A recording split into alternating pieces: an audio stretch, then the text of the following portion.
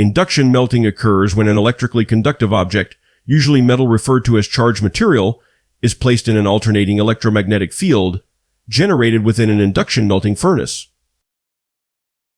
This process generates circulating eddy currents within the metal, which results in what is referred to as Joule heating, also known as ohmic heating or resistive heating. Once melted to liquid form, the metal can be tested, temperature adjusted, and have additions added to meet the chemistry requirements of the material. The melted metal is then poured to make castings or cast parts for a variety of industries, such as aviation, automotive, and agriculture. The melting temperatures of induction melting furnaces are only limited by the maximum temperature capabilities of the refractory system.